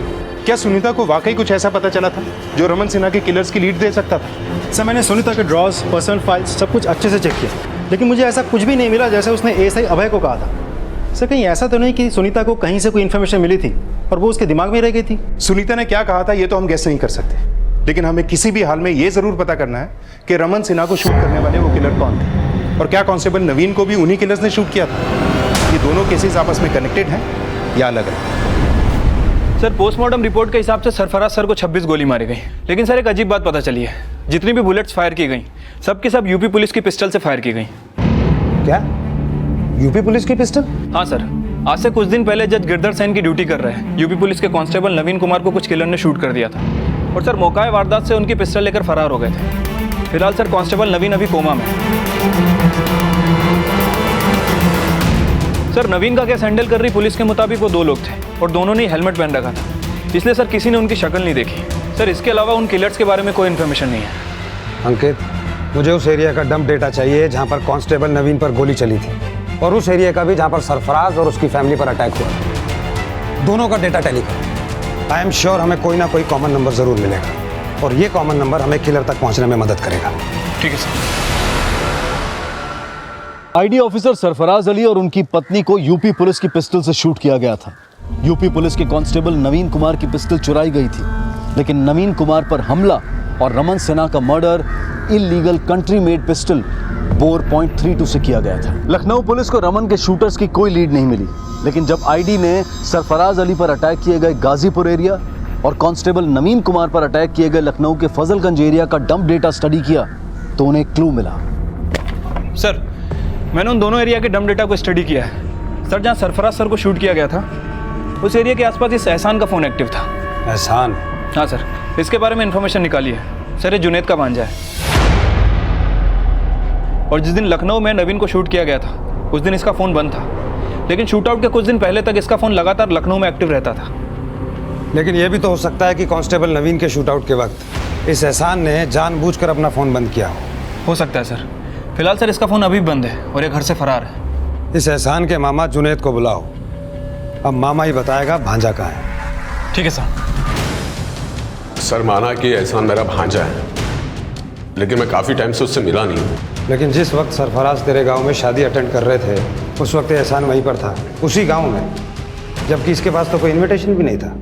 फिर ये वहाँ क्या कर रहा था? और अगर ये तुझसे मिलने नहीं आया था तो फिर किससे मिलने आया था? सर हो सकता है कि वो उस दिन गांव में हो, लेकिन इस बारे में सच में मुझे कुछ नहीं पता। और कौन कौन है इस गांव में जिससे उसकी बातचीत है? कोई आइडिया नहीं सर। तू मुझे बेवकूफ़ समझ रहा है? बेवकूफ़ दिखाई देता हूँ मैं? बोलेगा या उगलवाऊँ? बोल। सर मैं सच बोल रहा हूँ, आप मेरा यकीन करो प्लीज। मान लिया? मान लिया? जा। मतलब सर? मतलब जा।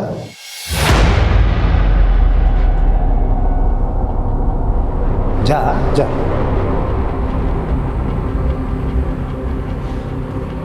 सर जाने क्यों दिया इसे? 4 थप्पड़ मारते सब कुछ उगल देता है। इसको पकड़ के रखने में हमारा कोई फ़ायदा नहीं है। हमारा फ़ायदा है इसे खुला छोड़ने में। ये खुद हमें एहसान की लीड देगा। इसकी एक एक एक्टिविटी पे नज़र रखना और उस एहसान का लुकआउट नोटिस जारी करो। मुझे यूपी के एक एक अखबार में उसकी खबर चाहिए, फ़ोटो के साथ। शायद हमें उसकी कोई लीड मिल जाए। जी सर।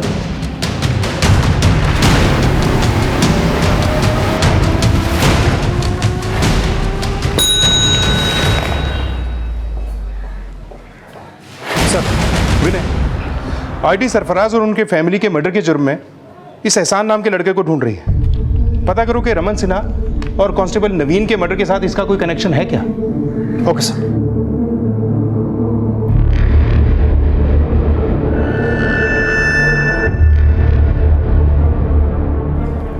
सर इन निशानों को देखकर लगता है कि शायद ब्रांड न्यू टायर्स थे, नो वेयर एंड टियर। एक काम करो, गाजीपुर और लखनऊ पुलिस से बोलो उनके एरिया में जितने भी टायर डीलर्स हैं सबसे पूछताछ करें।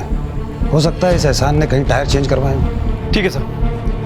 ये जो टायर के बारे में आप बता रहे थे सर, लखनऊ से एक आदमी आया है, वो कह रहा है कि उसे एहसान के बारे में कुछ बात करनी है। बुलाओ। सर मेरा नाम शाहिद है।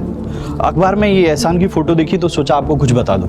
बताओ, क्या बताना है? सर ये जो लड़का है ना एहसान, वो मेरे यहाँ घर पे किराए पे रहता था और सर इसके साथ में एक और लड़का भी रहता था। लड़का?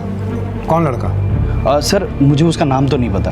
एहसान ने मुझे बताया था कि उसका दूर का भाई है। और सर मुझसे जब एहसान ने घर किराए पे लिया था तो मुझे कोई डॉक्यूमेंट्स नहीं दिए। मैं बार बार मांगता था लेकिन वो फिर भी कोई ना कोई बहाना करके टाल देता था। आखिर में मैंने उसको बोल दिया कि अगर तुमने मुझे डॉक्यूमेंट्स नहीं दिए तो मैं तुमको घर से निकाल दूंगा। और जब दूसरे दिन मैं उसके घर पे गया सर तो वो वहाँ से गायब हो चुका था बिना मुझे बताए। एक मिनट, ये जिस लड़के का भी आपने जिक्र किया जो एहसान के साथ रहता था, इसका स्केच बनवा सकते हो? बिल्कुल सर।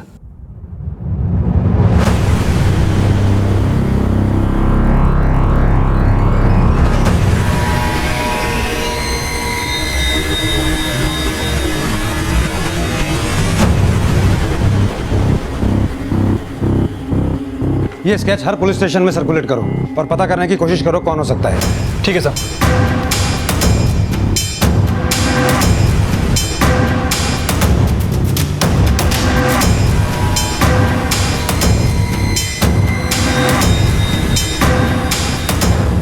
सर ये लड़का जो किराए के घर में एहसान के साथ रहता था, सर इसका नाम कौशर है, हिस्ट्री शीटर है सर। यूपी के बहुत सारे पुलिस स्टेशन में इसके खिलाफ मर्डर और अटेम्प्ट टू मर्डर के लगभग 8 से 10 मामले दर्ज हैं। फिलहाल फरार है सर। और पता चला है कि एहसान भी इसी की गैंग का आदमी है। इसकी हर क्राइम एक्टिविटीज़ में एहसान का हाथ है। इसका मतलब ये एहसान और ये सर 2 दिन पहले जुनैद ने ग्रेटर नोएडा में किसी को कॉल किया था सर। पता चला है कि वहाँ पर जुनैद की बहन भी रहती है।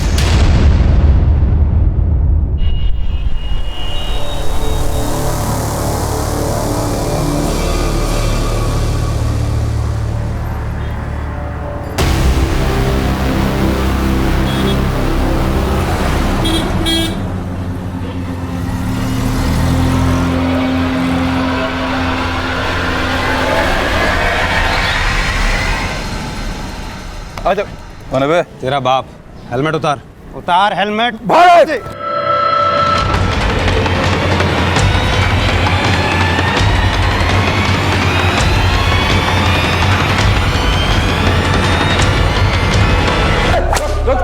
साहब इसको रुको रुको रुको। अगर ये मारेगा तो कुछ नहीं बताऊंगा। कोई नहीं मारेगा। बोल। सरफराज सर और उनकी फैमिली का मर्डर तूने किया है ना? हाँ, मैंने और एहसान ने ही सरफराज उसकी फैमिली को मारा है। और ये मर्डर तूने जुनैद के कहने पर किया है? हाँ, मैंने ये मर्डर जुनैद और एहसान के कहने पे किया। सर सरफराज को मालूम चल गया था कि मैं जुनैद और एहसान की मदद कर रहा हूँ। पहले मुझे पता नहीं था कि वो आईडी में है, इतना पावरफुल आदमी है। अब मुझे लगा कि वो अगर अपने पे आ गया तो मेरे सारे बुरे कारनामों की चिट्ठी खोल के रख देगा। तभी मैंने सोच लिया था कि उसको मारना है। ऊपर से एहसान और जुनैद भी चाहते थे कि मैं उसको मार दूँ। मैंने उसको दिल्ली में मारने की कोशिश की, फिर लखनऊ में मारने की कोशिश की। उसकी तकदीर अच्छी थी। फिर बाद में मुझे एहसान ने बताया कि वो गाजीपुर में एक शादी अटेंड करने वाला है। फिर मैंने पीछा किया, मार दिया। तूने जिस पिस्तौल से गोली चलाई थी वो यूपी पुलिस के कांस्टेबल नवीन की ही थी ना? मुझे लगा सरफराज को मारने के लिए एक गन काफ़ी नहीं है। मैंने हवलदार का 2-3 दिन पीछा किया तो फिर सर, इनके पास जो बाइक मिली थी उसकी नंबर प्लेट फेक है। तेरे पास जो बाइक थी वो किसकी है? चुराई है मैंने। कहाँ से? लखनऊ से। हमें सरफराज को मार के भागने के लिए एक लंबी बड़ी बाइक की ज़रूरत थी। मुझे 2 महीने पहले वो बाइक लड़के के पास दिखी।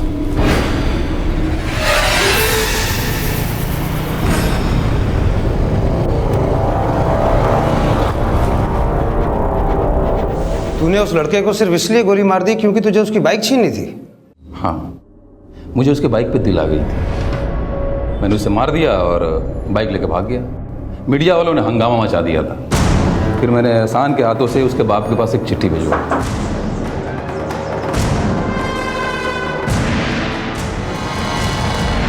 सर, ये बाप बेटे दोनों एक जैसे हैं। मैंने लड़के को बोला था रुक जा रुक जा रुक जा, मुझे बाइक चाहिए थी।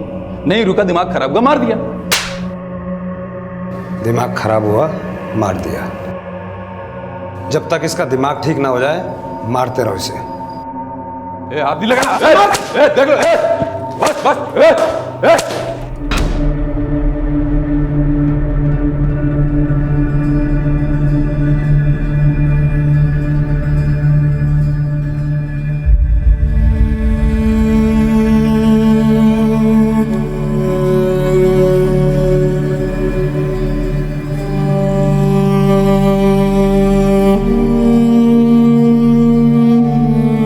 जिसकी सोच और समझ पूरी तरह से अपराध में लिप्त हो, वो छोटी सी छोटी वजह के लिए भी अपराध कर सकता है। कौसर की सनक उससे पहले भी कई हत्याएं करवा चुकी थी और उसकी इसी सनक का फायदा उठाकर सरफराज अली के चचेरे भाई जुनैद और उसके भांजे एहसान ने सरफराज अली और उसके परिवार को मारने की एक ऐसी खूनी योजना बनाई जिसकी बदौलत कांस्टेबल नवीन कुमार आज भी कोमा में है और रमन सिन्हा अपने पिता को इस दुनिया में अकेला छोड़कर जा चुका है। अब मैं अनूप सोनी आपसे विदा लेता हूं। फिर मुलाकात होगी अगले एपिसोड में एक और चौंका देने वाले केस के साथ।